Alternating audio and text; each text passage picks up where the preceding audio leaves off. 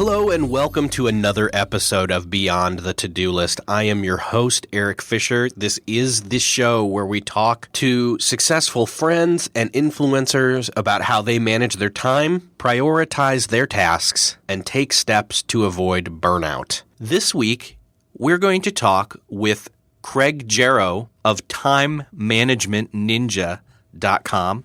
We have a really good conversation about a bunch of different things regarding time management, productivity and tools, as well as technology, and even goals and motivation. This is probably one of those ones where I think you're going to need to go back and listen to it more than once to get everything out of it. But you can follow along in the show notes if you are not out and about listening to this by going to beyondthetodolist.com/20. Yes, the number 2 and the number 0. So follow along in the show notes and enjoy. This week, it's my privilege to bring to you Craig Jarrow from TimeManagementNinja.com. He'll sneak up on some tips and I'm sure tell us more about time management. Welcome, Craig. Thank you, Eric. Glad to be here. So I realize now in talking, you've been doing your blog for what, about 3.5 years? Yeah, about 3.5 years. I think it'll be 4 years this summer. Man, that's honestly, in blog years, which I don't know that I've ever heard anybody use the term blog years, but I'm coining it now. In blog years, that's good. I'm proud of it, and yeah, I like that term blog years because so many of the people that I started, looking up to as I was blogging, there's many of them that are no longer blogging. So to do a blog for that long, I encourage everybody to go for it. So your blog, Time Management Ninja, really dips into, obviously you've got the primary branding of time management, but you also talk productivity and goals and motivation and technology. And I definitely want to touch on all of those. But I first wanted to ask, okay, time management, why did you decide to go with that as far as your branding? How long have you been a productivity, or I should say time management ninja or ninja in training? Time management, productivity, I kind of use them interchangeably. Productivity, life hacks, some of those have become more popular in recent years, but time management's kind of always been the foundation. And some people call it life management. But for me, it's always been a passion for me, and it goes all the way back. I can remember even back in high school, I was obsessed with time management. I got into the whole Franklin day planner thing, and ever since, it's been a passion of mine, trying to manage my work, and I've come up through the day planners, through the technology years, and we've had great things like Palm Pilots, and now we've got our iPhones and things like that. So for me, it's always been a passion of mine: productivity, time management, and then of course, yes, as you mentioned, I also talk quite a bit about goal setting, and technology is obviously a big passion of mine as well. Yeah, I especially love your take on the iPad mini, and we'll definitely talk about that a little bit. Yes, my favorite current device. Yeah. So I want to start off and ask you the question I ask everybody else, which is, in an ideal world, how do you start your day? In an ideal start of my day, I'm definitely up before most people. I actually get up as early as 4 a.m. some days, and this actually goes way back to those Franklin days. I work from about 4 to 6 a.m. It's my quiet time. It's when I like to write, create. It's the one time I can get, a time to myself. I have kids, I have a family. So that's the quiet time in the morning that I can get up and, really kind of isolate myself and get some work done. Some people kind of laugh when they hear how early that is. But for me, it's about finding that time of day that I can get that work done without interruption. After that, I would definitely continue my day with a workout. And again, in my ideal day, I've already done, 2 hours of creative work and a workout before I even hit the office. Excellent. So that's my ideal morning. Yeah, does it happen every day? No, it doesn't happen every day. But that's how I like to start my day. Yeah, and I can see that because I see you on Twitter when I'm up at like about 5 o'clock, and I'll see, "Good morning, I'm working," and that's how I knew you were traveling this morning, as I saw you tweeting that early. Did you have a hard time? You say you've been doing that for a while now, since way back in the day when you started doing this. How hard of a habit was that for you to form? Well, the early morning thing, it can be a tough habit. There's definitely nights where I intentionally go to bed early so I can get up early. Obviously, I can't be totally sleep deprived there, although I do have one advantage. I was a naval officer for 6 years, Oh, little yeah. known secret. I think the military is actually one big government experiment in sleep deprivation. So I do have that going for me. But I don't know. I think it's all about finding when the best time of day for you to work is. One of my close friends, Mike Vardy, he's the opposite of me. He's a night owl, and he'll stay up till all hours of the night and into the morning working, whereas I'll go to bed early and get up early to do those early morning hours, 4 to 6. But you asked how to do it. I think that if you're looking to try and make that shift into a morning or early bird type schedule, do it a little bit of it at a time.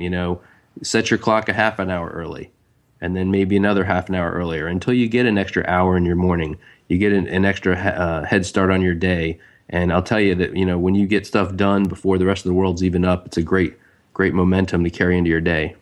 Yeah, definitely. I've found that I've been doing that myself. I've been going through former interviewee on the show, Andy Traub, and friend Andy Traub's book, Early to Rise, 30 Days to Practice Doing That. And it's a really great book. It actually just came out.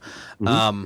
And I was one of the early testers, got in free on it, got all the copies and stuff, and have been going through that as reinforcement since the beginning of January, and that's been really helping me finally get that habit knocked back into place. The most productive times in my life have always been when I've been waking up early and getting stuff done.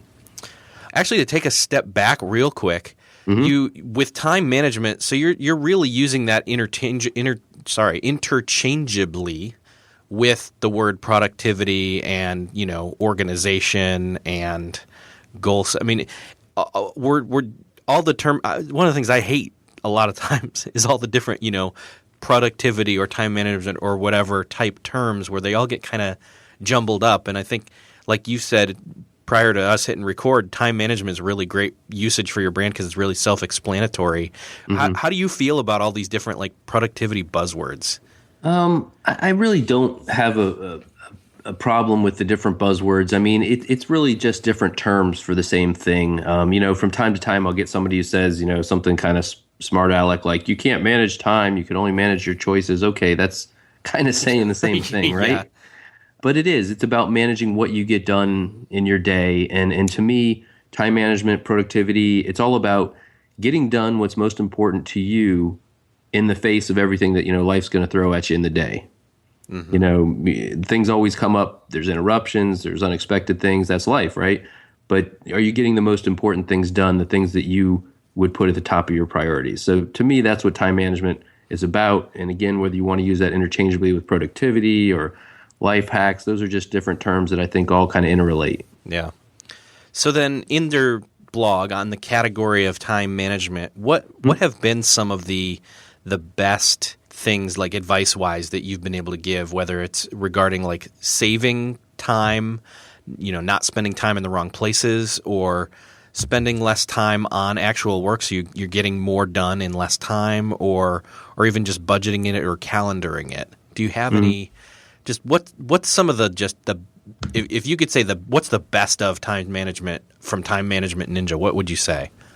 Okay, well, I liked one of the themes you just mentioned there. It is one of my favorite themes, which is choosing what not to do. And one of the phrases I like to use is defend your time, because there's so many things throughout our day that want to take our time, whether it's other people or interruptions or advertising or solicitations, whatever it is. So it used to be easy when you just had a desk phone, right? And it might ring or it might not ring, or somebody might not knock on your door. Now we've got social media and 16 different inboxes and different channels. So I'm real big about defending your personal time. And I think it falls into a couple different categories. One is, again, stopping those interruptions, protecting your time. For example, I've got my iPhone in privacy mode right now, so we won't be disturbed. But as well, it's about making sure that you put your time first. And that comes back to, choosing what not to do. A lot of people, when I first work with them, they tell me, of course, the cliche, I don't have time to get everything done. So my question back to them is, well, what are all the things you need to get done? And one of the first exercises I do with some people is to make them make what I call an obligation list, which is a list of everything in their week that they need to do, from work to personal to social to church to everything in their life. And sometimes they're surprised there's not as many things on that list, or sometimes they're surprised there's 200 things on that list and there's no way that it's going to fit in your week. So I am a big believer in you have to make some hard choices about what you're going to put in your day, what you're going to put in your week, and you're going to have to say no to some of those things. And as well, there's obviously some activities in our lives that may be fun, but may not be the best use of our time. Watching 3 hours of TV a night, take that over the course of a week, the course of a month, and start adding those hours up, and you'll scare yourself how much time you're spending. I've had that scare happen. Yes. It's pretty bad. Yeah, definitely. So definitely figuring out which things, not to do. How do you determine between what's a real fire and what's, just a distraction? Oh, that's a good one. I like that. That can be tough. And sometimes those fire drills, as I like to call them, sometimes you don't have a choice, especially if it's at work and it's your boss, or if it's something with your family. Sometimes they are unavoidable. But sometimes you need to take a look at them and decide, is it really a fire drill, something that is putting things in danger and you need to take action, or is it just something that's urgent that may not be urgent to you but is urgent to someone else and may need to wait? Those are kind of the tough choices that you got to make there. The other thing about fire drills is they tend to cover up the true cause of what the interruption was. So a lot of times, you see individuals or companies knee-jerk reaction to what they think is a fire drill, and then they never really kind of uncovered, well, what caused this in the first place? Mm. And then, of course, you're bound to, repeat history down the roads. But one last thing on fire drills, I think that, because they do life happens, things are going to happen to interrupt your day. But also, if you know what is the top of your priority list, you can at least be working on the most important things and come back to those most important things after the interruption. Okay. What about defending your time? Maybe keeping people from stealing it, whether it's intentional or not. Is there ways to set that up where you can, maybe by calendaring or by appearing out of the office, so to speak, or leaving the office? Yeah, well, yeah, that's one of my favorites, honestly. Yeah, a couple great themes there. I mean, I do think in this day and age it's important to defend our time. I mean, I like to say, you don't let people steal your money, right? But you let them steal your time. It's this weird double standard we seem to have. And you can make more money. You can't make more time. Exactly. But then again, you're right. Sometimes it is unintentional, right? The coworker that comes by and wants to be social at the exact wrong time when you have 2 hours to complete a deadline or something like that. So there are some great tips you can do there. I mean, I liked yours, getting out of the office. If I've got an important project, I'll go work on it someplace that I can't be interrupted.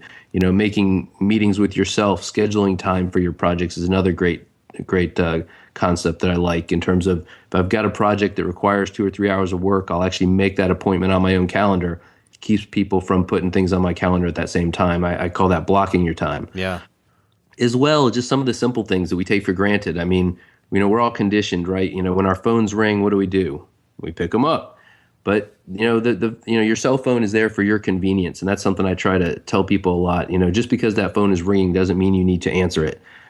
People, I think, in this day and age of Twitter and instant message and everything else, a lot of times people don't pick the right medium, and they pick up the phone and call you when it could have been an email, or it could have been a message that could have been addressed later.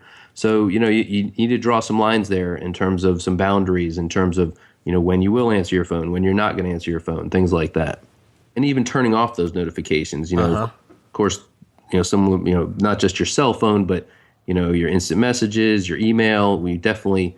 I'd love to get my hands on the individual that did, develop the Outlook little pop-up that interrupts your day every time a message comes in. You definitely need to go into preferences and turn that off. But I hate that. Any other ideas as far as specifically creating boundaries for our time or defending it?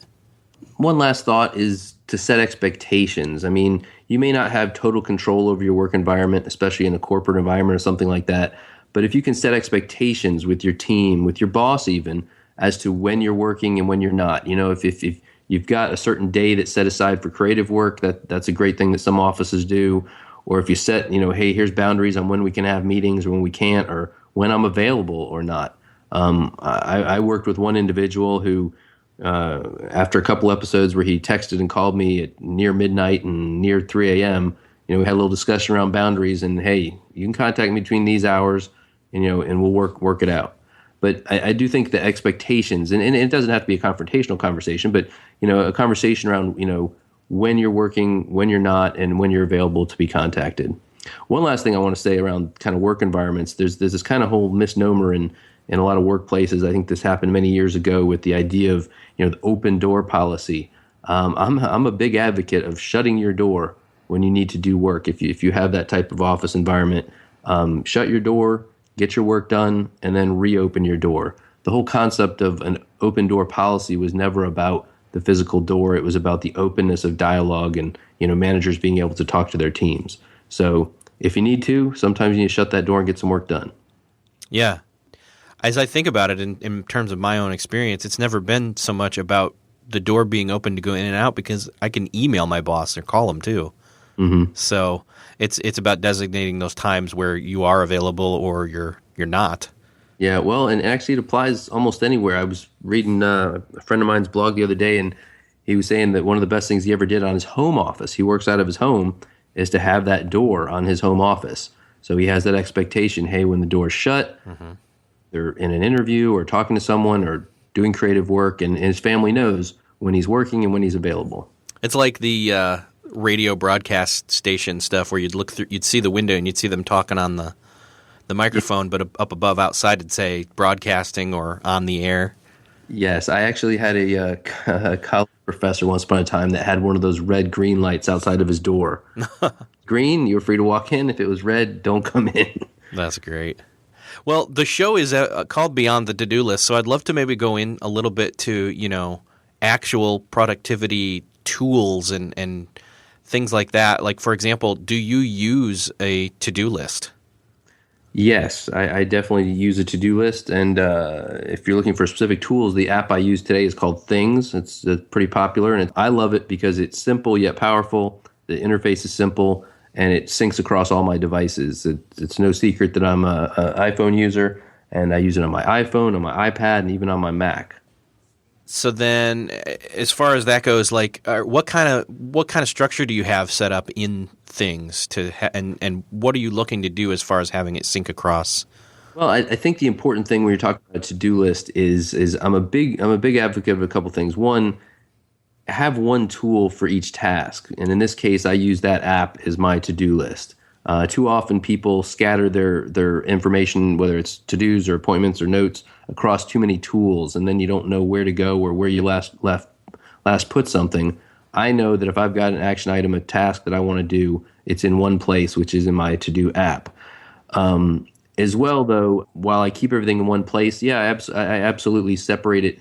I tend to separate it by work and personal, and then I again have a third section for Time Management Ninja and my website. But I do like it all in one place, but I will separate it by, again, different areas of my life.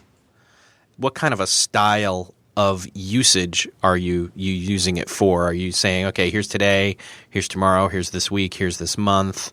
How do you have that broken down? I'm a big fan of the simplest system that gets the job done. So I don't go into a lot of context or priorities or things like that. I have a master list, and then Things supports this very well, which is they have a today flag where you can star things that have to be done today. So I'll keep a master list, and then I will star the absolute highest priority ones that I will be doing today. Some people there's these whole books written on how to farm your to-do list, I think. But I think that at some point there's a diminishing point of returns there where you spend so much time cultivating your list that you're not actually taking action, or you're spending so much time managing your list that could be spent in action.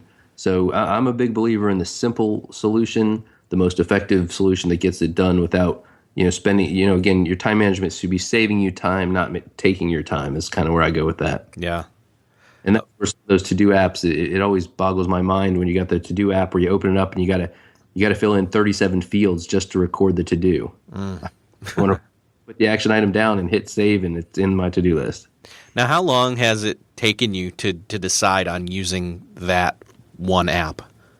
Well, I'll be transparent and clear. I will switch apps. I've used Things now for I think about a year, but previous to that, I've used other apps. And to me, it's not about one app being the ultimate solution. I think you should pick the app that best suits your style and your needs. And there's a lot apps out there. Previous to that, I was using an even simpler app called Wunderlist, a great app out there. It's also free, which is very nice, but it also has some nice syncing capabilities. It's not so much about the tool as much as, its ability to suit your lifestyle. Again, there's many different flavors, many different styles. I go for the simple type, but I tell people, choose the tools that you'll use. Choose the tools that fit your style, because again, it ultimately comes down to using the tool. If you have the best to-do list in the world, but you never touch the thing because it's too complicated, it's not going to help you out. There was a point in time, and actually I'm still kind of in it, where people have asked me through Twitter after starting up this show, hey, what apps are you using? What do you like? And I've honestly said, well, I've used Wunderlist, and I'm using that impartiality right now, but I'm literally at work, I'm using a very small notebook and a pen. That works wonders too. And I'll because the great thing is I can write down I can prioritize it, I can cross it off literally, and there's a really good kind of feeling of crossing something out with a pen and saying it's done. And then the pad and the pen sit there on my desk and stay there at my desk, and I leave. Yeah. So that's the simplest tool right there. It is, and it's still the best tool for many people. And again, even the best apps with the best, animations and swiping actions, nothing comes close to that satisfaction of crossing through that to do or Xing out that to do on a with your pen. So That's something that pen and paper still has. Definitely. So another tool that people use, and you've done some excellent posts on this specifically, is email. Mm-hmm. And I wonder if there's any hypothetical scenario, someone's like, okay, my email's out of control. What do you tell them? Where do you start? Where to start on email? Email and I have a love-hate relationship. Email is a wonderful tool, and it'll be around for a long, long time, despite however many social networks we create and all that other stuff. But I do think that email is something that can get out of control real quick. And I was talking to someone the other day, and they told me they had 5,000 messages in their inbox. And I was just like, whoa. So it can definitely be a flood that you just never can get out of. I think some of the best tips are, you really need to keep up with it. It needs to be kind of one day at a time. I try to get my inbox down to near empty or empty each day and work on that day. A lot of people like to touch their email but not deal with it. You open up that email on your phone, you're like, oh, that's nice, I'll do something with that later, and they just close the email, put it back in their inbox. If you're going to open the email, do something with it, own it. Reply or file it or put it on your to-do list. I'm a big believer that your email inbox is not your to-do or your file cabinet, so you shouldn't be keeping things in there long term. Mm-hmm.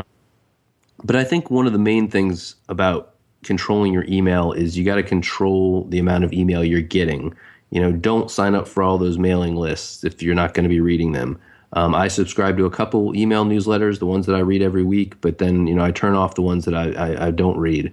As well, your own email habits control how much email you receive. The more you send, the more you get. So if you're out spamming the whole company and talking to a billion people, you're going to get all that email back. Here's another thought.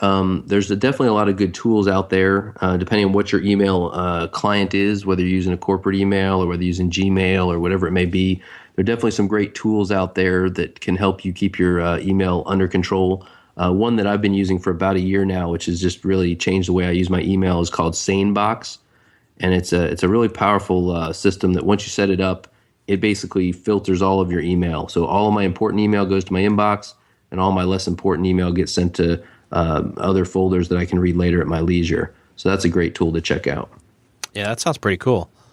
Is there a way that you can say, hey, everybody, please stop using reply all? That was probably designed by the same guy who did the Outlook pop-up window. Yeah.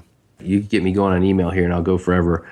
I think I wrote a post a while back, I think called my TMN's 9 Laws of Email for Corporations or something like that.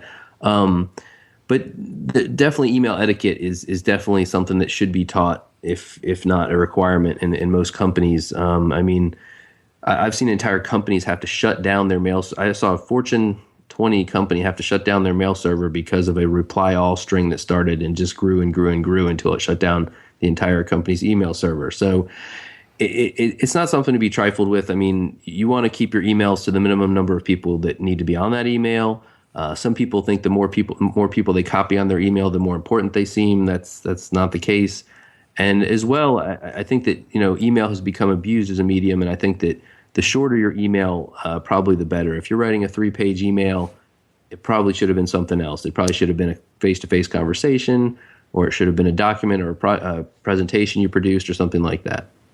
Is there any kind of proper way or best practices in terms of, triaging or processing your emails? Do you sit and do a certain session for a certain amount of time, touch it once and then delete anything you can for it right off the bat is something I kind of do. But I mean, process it, look at it only 2 or 3 your inbox only 2 or 3 times a day, or not at all, once in the morning. I've heard different things.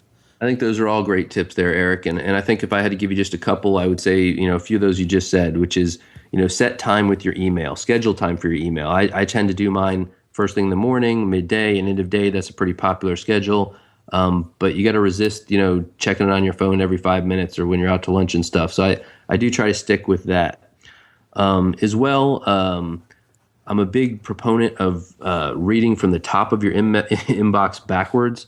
A lot of time people start with the oldest messages, but I tend to find that if you start with the newest messages, a lot of the communication strings will have already resolved themselves before you need to reply to all those messages. And then as well, I liked what you just said about deleting email. There's no reason to keep every single email you ever received. So delete them, archive them, whatever you need to do to get them out of that inbox. Again, your inbox should not be an infinite list that just goes back in time of every email you received. So I think those are some basic tips to get you started. Yeah. What about when you are in the thick of it and you're processing it and you're trying to decide what to do with it? When you touch an email once, what do you do with it? Do you, reply or you archive? I mean, obviously I want to delete any email I can. And what I come to is if I find out I'm deleting the same things over and over, get off that list or somehow create a rule for that type of message to never have to see it or only see the important ones and somehow flag that. But do you have any kind of best processing rules when you are actually required to do action? Right. Well, I think that for me, it kind of falls into 3 categories. Either something that doesn't require follow-up, so either archive or delete that. Something that you're going to act on right now and you're going to respond to or send off to someone else for delegation. And then the third is put it on your to-do list. Again, too many people use their inbox as their to-do list. Oh, I have to follow up on this email, so I'll just close that and leave it in my inbox. Well, that's a tricky thing, because then that important email, I don't care if you flag it or whatever you do, it's now floating amongst all the new email that comes in, and before you know it, it's on page 3 or 4 of your email inbox, and you've kind of lost track of it. So I prefer to put that immediately on my to-do list, so it's on my action list of things I'm going to do. And then I'll put it, I'll file that email. So I know I need to do that task yet, but when I come back, I can very quickly retrieve any reference materials or information I need. Okay. Sounds good. Well, I'd like to move on a little bit to the goals and motivation side of getting all these things done.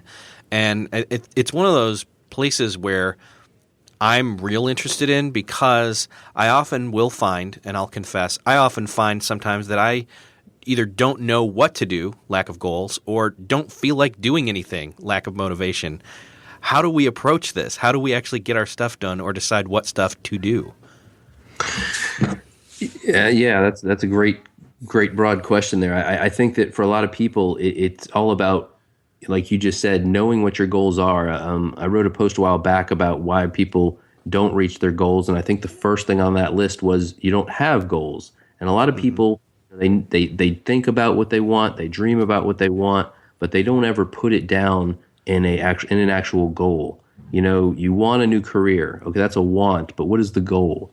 You're going to make a transition, or you're going to start a new career, or whatever it may be. So I think that step 1 is defining your goals, and writing them down is a very powerful activity. Again, paper and pen works great. If you want to put it in your computer, that's great as well, or in your journal. But I think putting down your goals does a couple things. It lets you see them. And when people see what they're actually writing down, they have a couple reactions sometimes. One, they're like, well, that's not exactly what I wanted. And the goals suddenly change. As well, sometimes they realize that the goals that they think they've been wanting are actually somebody else's goals, something that somebody else wants them to do. And so putting those goals down in a visible format can definitely wake you up to, hey, is this something I really want to pursue, or is this something someone else wants me to pursue?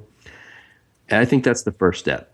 And then, starting is always a big topic that comes up. How do you start on your goals? And, there's lots of great quotes around this, but I think that it always comes down to that first step. And, whether it's sharpening your pencil or turning on your computer or starting some research or whatever it may be, or going for a workout or whatever it is, depending on your goal, whether it's fitness or starting something or whatever.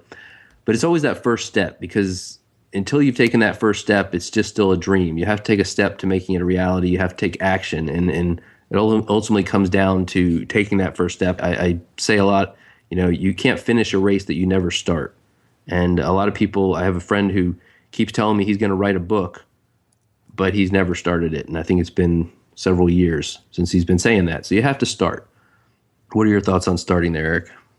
Yeah, I think it's one of those things that you seldom hear people who talk a lot get around to doing. I know I was one of those people for a long time, and then I decided, okay, I'm going to start this.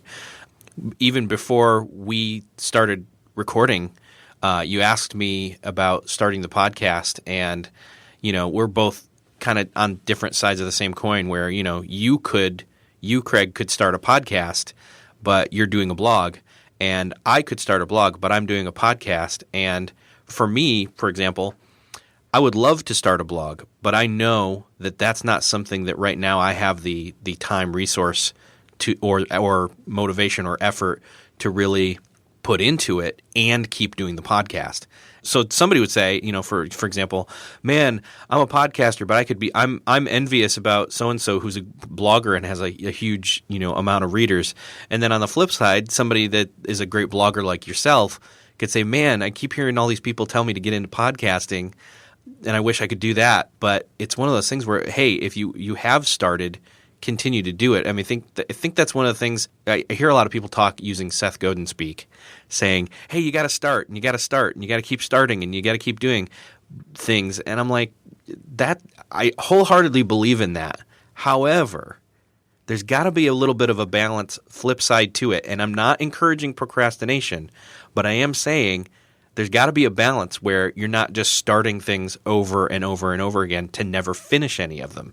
So there's that start something and then stay consistent with it thing. And what's that one thing that you're most passionate about to start that and then be consistent and stay with that. And then when the opportunity really arises down the road, start that other thing that fits into what you're already doing. Or maybe it's not. I don't know. There's my rant. I think you're right on, Eric. You bring up a lot of great themes there. And it is all about starting, but I liked what you said there about it's about starting and concentrating on one thing, because I think a lot of times people start and then they start and then they start something else, and then before you know it, you got 57 things started and nothing actually finished. So I actually wrote a post recently that was about shipping, and there's that famous quote, real artists ship. Mm-hmm. I think Jobs was credited with that originally. The idea is that you have to actually finish something. You can start that book, you can start that blog, you can start that podcast, but if you're not actually going to put it out there where it can be consumed, then, your work really was kind of for naught. But I do think, I want to go back to the starting for a minute. Mm-hmm. I think two thoughts come to mind for me. One, you do have to pick one passion, one project at a time. You need to pick one project that's your passion and work on that. I think that the biggest goals are best when you're working and focused on one goal. And then, yes, you can add to it later. You can add another goal once you're up on your feet on the previous one. But it doesn't have to be a mountain. It can just be that first step in the journey. I actually think back, you made me think back to the beginning of my blogging almost 4 years ago. And if I look back at some of those first posts that I put up, and you can find them, they're on my blog, you can go all the way back in time there. I kind of chuckle. Original articles I put up there, they were tiny, they were a few words, they were a paragraph or two, and I'm sure there's still some typos out there.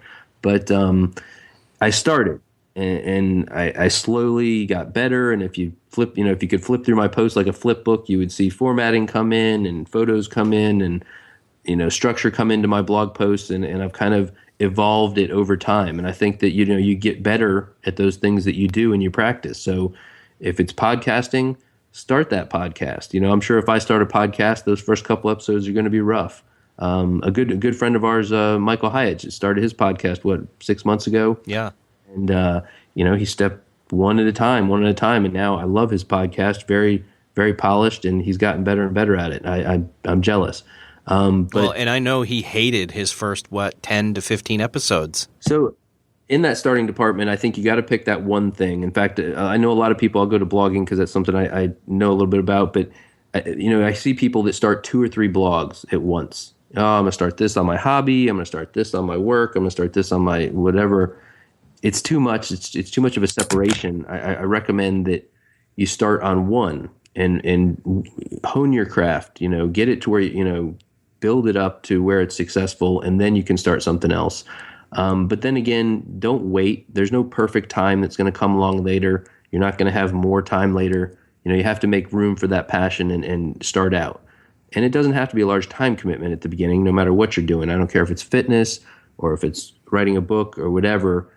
Start with 15 minutes, 30 minutes a day, and then go from there and see how it grows. Yeah. So I think I hear what we're both saying is kind of, you definitely need to start, but you also need to consider pacing and consistency. Yes. Because it's not a sprint, it's a marathon. I like the consistency word and you see it again in a lot of those different areas I was just mentioning. People will go, the typical New Year's thing where you go to the gym in January and there's people in the gym trying to kill themselves to get into shape, but it's those that are still there in July that are going to be successful. Mm-hmm. It's that are there, 16 hours a day for a couple days and then never come back. So it is a marathon. It is a long journey. It's a journey is what I like to say. And it's about consistency. So it doesn't have to be a lot of time every day, but that consistency, that constant stepping forward is what leads to success. Well, and I know that one of the things that you probably in just the past, I think I tweeted it today, things that it's hard to do the same thing every day. And how do we maintain consistency, and how do we maintain motivation to consistently keep doing our work? Yes, I think that routine and habit is a big part of that. You have to make it part of your habits every day. And I like to say that, you are what you do every day. Saying that you're going to work out tomorrow doesn't get you in shape. It's what you do today and the next day and the day after that. So I think that routine and consistency are important. Scheduling can be really powerful. Do it at the same time every day. I do my writing every morning. Go to the gym at the same time every day. Get it so it's part of your life, part of your lifestyle.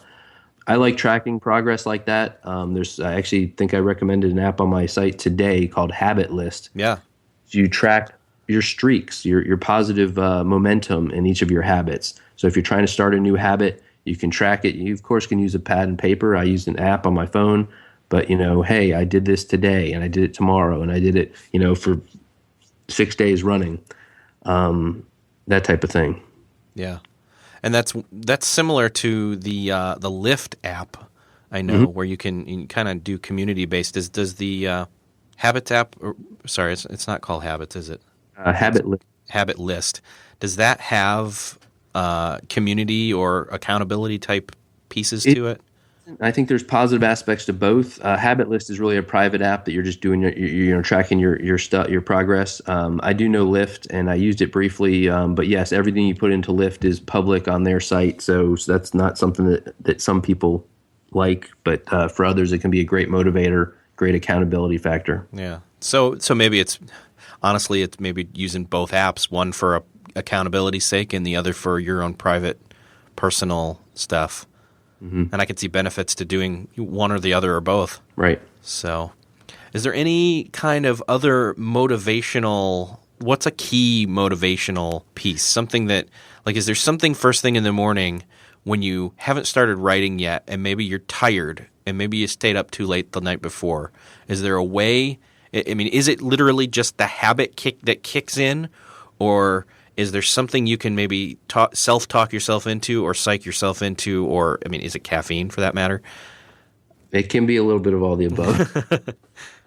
For me, it comes back, I like what you said there. I think it comes back to routine and yeah, when I get up early in the morning and I get in front of my computer, my body kind of knows what we're about to do.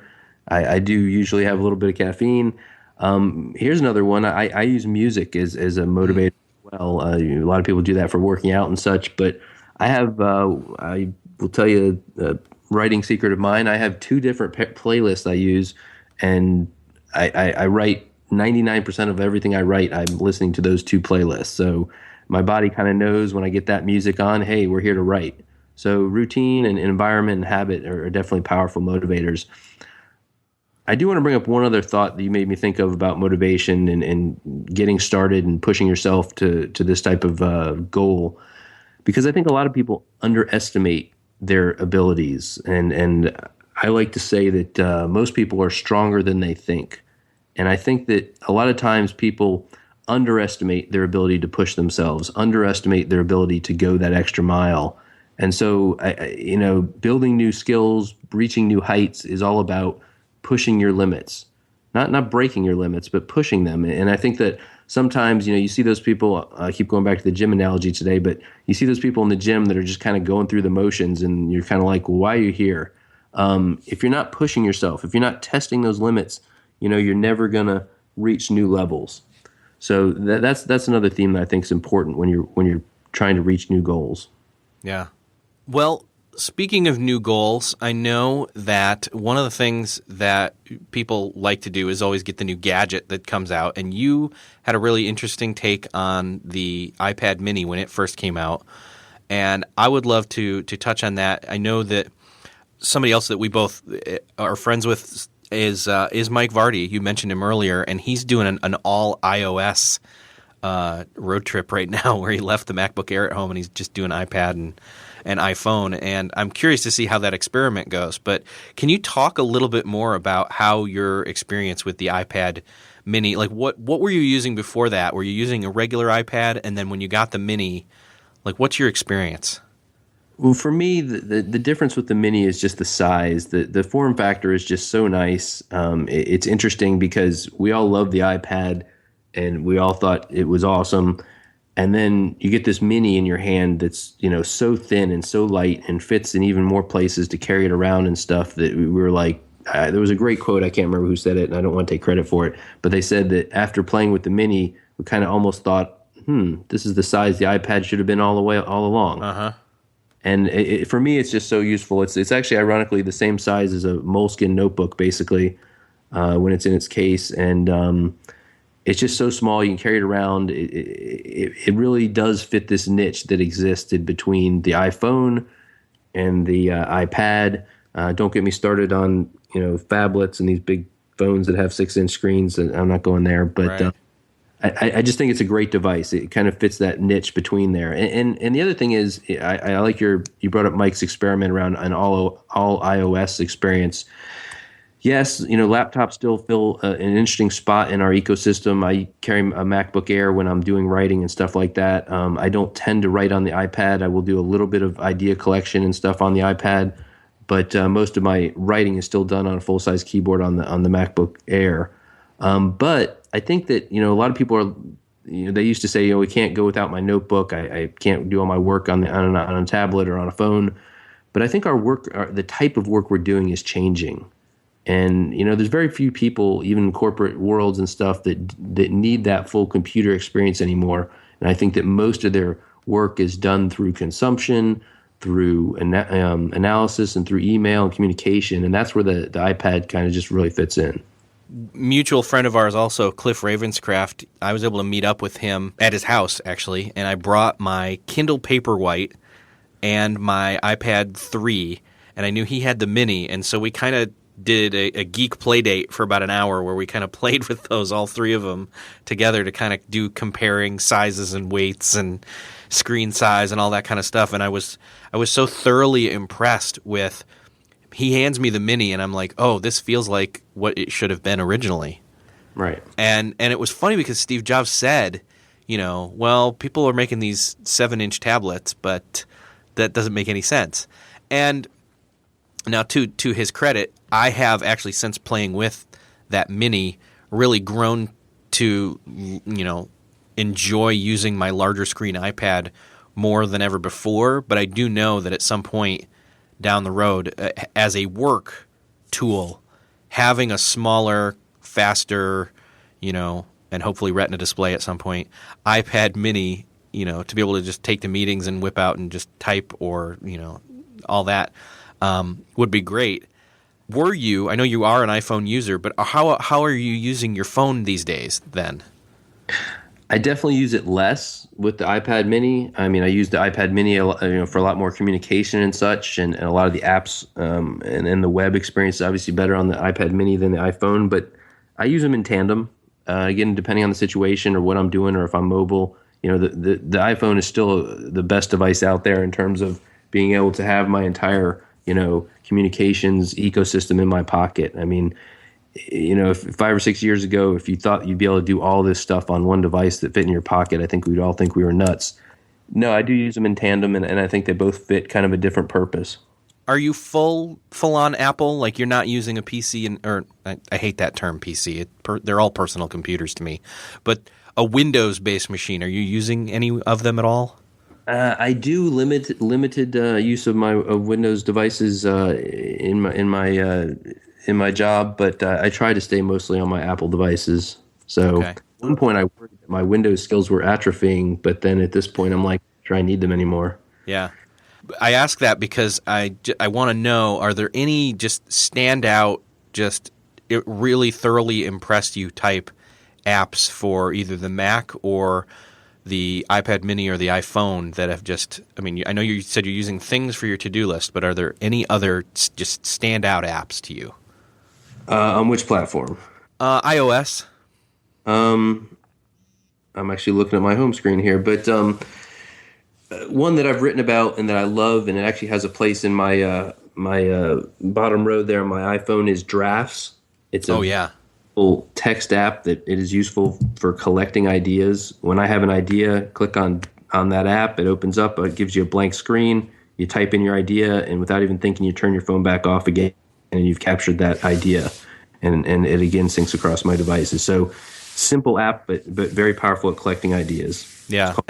What I'll do is I'll actually take your post about that and link that in the show notes.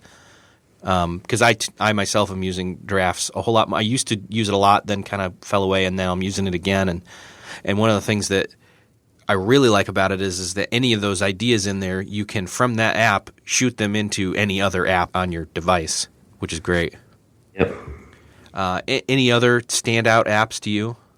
Well, we've already talked about Things. That's one of my favorites at the moment. For social, I use Hootsuite a lot. That's my standard for Twitter and for posting some stuff to my Facebook fan page. Here's a couple others. I use Fitocracy for tracking my workouts. You talked about the social aspect of Lyft earlier. Photography is similar in that there's a social community around working out. You can track your workouts at the gym, and then people give you props for your workouts and things like that. It's a great app there.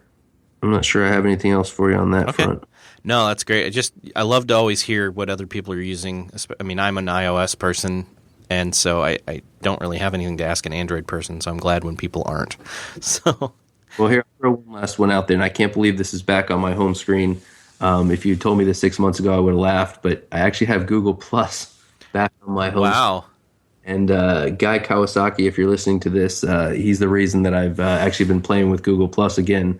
I'm still not entirely convinced. Twitter's kind of my home ground, but Google Plus is their apps have come a long way, and the experience on both the iPhone and the iPad are very nice on Google Plus. And I've actually started setting up some communities over there to talk to some of my friends and things like that. So I am toying with that again. But yeah, I'm still doing the same, but still trying to not spend too much time there because I'm more heavily invested elsewhere. Twitter being one of them, like yourself. So. Well, I guess as our time is kind of coming to a close, obviously I want to send people to your site, which is timemanagementninja.com. What's your Twitter handle again? My Twitter handle is TMNinja. Time Management Ninja was a little bit long, so it's TM Ninja on Twitter. And yes, my website, as you got there, is timemanagementninja.com, all one word. Great. Well, again, Craig, thank you so much for being on the show. It's been great to talk to you today. No, I had a lot of fun, so thanks for having me on, Eric. I much appreciate it. Well, that about wraps it up for another episode of Beyond the To-Do List. Again, if you would do me the favor of letting me know you listened to the episode, that would be great. You can tweet me at ERIK, the letter J, FISHER. And don't forget to let Craig, Jarrow, and myself know that you listened to the episode by tweeting us. Again, his Twitter account is TMNinja. And if you really do appreciate what you're getting out of this show, please do me the awesome favor of going to beyondthetodolist.com/20 and following the show notes there, or going to beyondthetodolist.com/iTunes and giving a rating or a review if you've not ever done so. It does a great help for others to find the show as you have and get stuff out of it as well. Again, thanks so much for listening, and we'll see you next episode.